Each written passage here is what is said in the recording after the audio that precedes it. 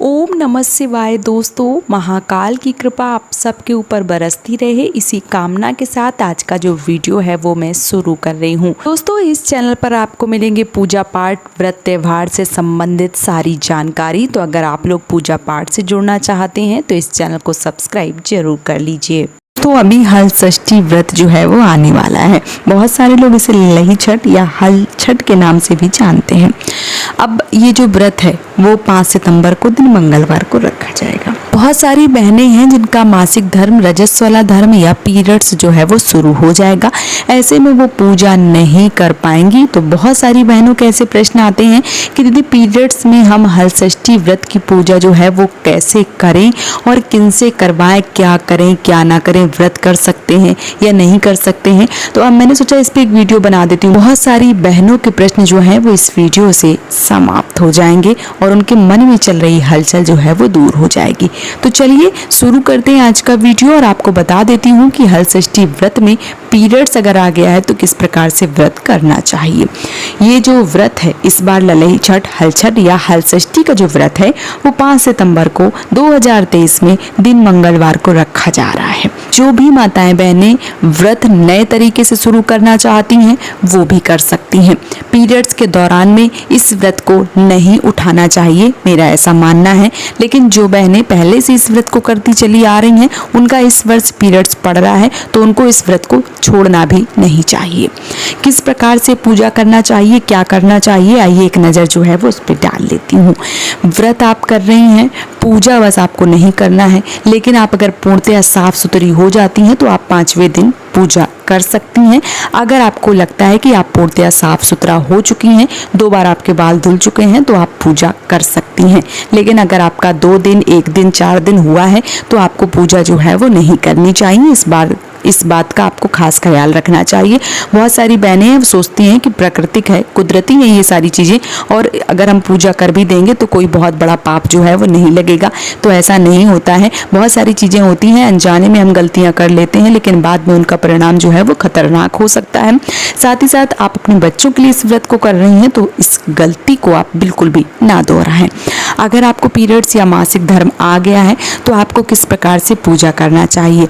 देखिए, जो भकुआ दोने जो हैं वो चढ़ाए जाते हैं, या बहुत सारे लोग, एक तरीके से मैं बताऊं, हमारे यहाँ दिबोलियाँ, चुकड़ियाँ जो हैं, एक तरीके से जैसे मिट्टी के दिबोलियाँ आती हैं जिसपे हम दीपक जलाते हैं, वैसे ही एक घड़े के आकार की मटकी जो है, छोटी मटकी, वो हमारे यहाँ भरी जाती हैं। अगर आपके यहाँ वो भरी जाती हैं या जो भी भकुआ भरे जाते हैं, दोने चढ़ाए जाते हैं, बहुत सारे लोगों को पलास के पत्ते या महुआ के पत्तों से दोने बना के चढ़ाए जाते हैं। तो आपके यहाँ जो भी जिस प्रकार से चढ़ता है, आप अपने ही कुल के जो भी आपके बड़े बुजुर्ग हैं, आपकी सास हैं, ननद हैं आपकी, देखिए ननद वैसे कुल में नहीं आती हैं, लेकिन अगर आप पीरियड्स में हैं तो आप अपने सास से, देवरानी, जेठानी, ननद या जो भी आपके घर परिवार के हैं उनसे आप ये पूजा जो है वो करवा सकती हैं। अपने पुत्र के नाम के भकुए दोने जो है वो चढ़वा सकती हैं। आपको पीरियड्स आ गया है तो आप अपने बच्चों के नाम की पूजा जो है वो आप अपने सास, देवरानी, जेठानी या आपके जो भी घर परिवार के लोग हैं उनसे अपने पुत्र के नाम के दोने जो हैं वो चढ़वाइए और ऐसा उनसे बुलवाइए, मतलब जो भी चढ़ा रही हैं वो ऐसा माता से निवेदन करें कि मैं उनके पुत्र की पूजा जो है उनके नाम से कर रही हूँ और उनकी पूजा जो है वो प्रभु स्वीकार करें, माता जी स्वीकार करें। इस प्रकार से भी आप अपने पुत्र की पूजा जो है वो इनसे करवा सकती हैं। वो पूजा यकीनन आपकी जो भगवान है वो आपकी पूर्णतः पूजा जो है वो स्वीकार करते हैं। अगर किसी कारणवश आपके घर परिवार के, क्योंकि बहुत सारी बहनें जो हैं वो अलग रहती हैं, घर से दूर रहती हैं, और ऐसे में उनको घर के कुल के, एक ही कुल के परिवार के लोग जो हैं, मतलब एक कुल के ही आप परिवार के जो लोग हैं वो नहीं मिल पाते हैं। ऐसे में आपको जो भी मिलते हैं, आपके अड़ोसी पड़ोसी, बगल वाली चाची, अम्मा, दादी जो भी मिलती हैं, आप उनसे भी इस पूजा को करवा सकती हैं अगर वो करती हैं तो। अगर वो नहीं करती हैं तो बिल्कुल मत करवाइए, क्योंकि जिसके कुल में ये पूजा नहीं होती है उनसे नहीं करवाना चाहिए और मुझे ऐसा लगता है कि उनको करनी भी नहीं चाहिए। लेकिन अगर कर रही हैं तो अपने अपने बेटे के नाम से उनसे चढ़वा सकती हैं और अपने नाम की पूजा जो है वो करवा सकती हैं, ऐसा भी कर सकती हैं। अब बहुत सारी बहनें हैं जिनके पास ये सारी चीज़ें जो है वो नहीं मिल पाती हैं, या बहुत सारे लोग पड़ोसी नहीं ऐसे होते हैं, तो ऐसे लोग अपने पति के हाथ से इस पूजा को करवा सकते हैं, क्योंकि बच्चा आपका और आपके पति का दोनों का है। बच्चे के नाम की पूजा हो रही है तो आप अपने पति से पूजा करवा सकती हैं। ध्यान रखें, इस पूजा को आप अपने बच्चों से कतई ना करवाएं, क्योंकि बच्चों के लिए इस व्रत को, इस पूजा को किया जा रहा है। तो आप अपने पति से इस पूजा को करवा सकती हैं। भले ही वो कम सामान में पूजा करें, जिस भी प्रकार से पूजा करें आपको करवा लेनी चाहिए।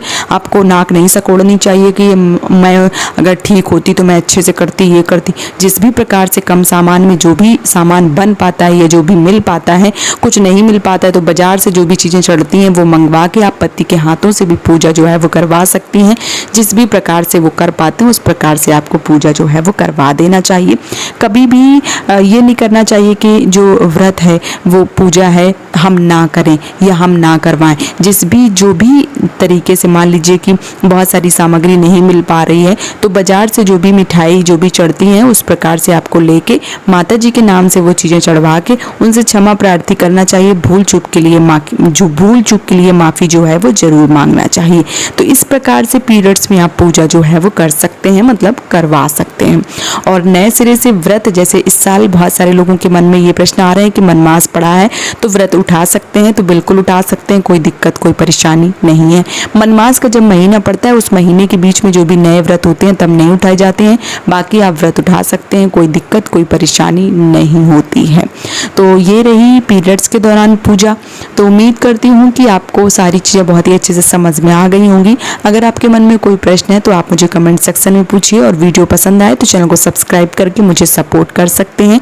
आज का वीडियो यहीं पे समाप्त कर रही हूँ दोस्तों। आप सभी माताओं बहनों को ललही छठ हल छठ व्रत की ढेर सारी शुभकामनाएं। भगवान आपके पुत्र की आयु लंबी हो, वो अपने आने वाले जीवन में खूब सारी तरक्की करें। इसी कामना के साथ आज का जो वीडियो है वो मैं समाप्त कर रही हूँ दोस्तों। जय माता दी।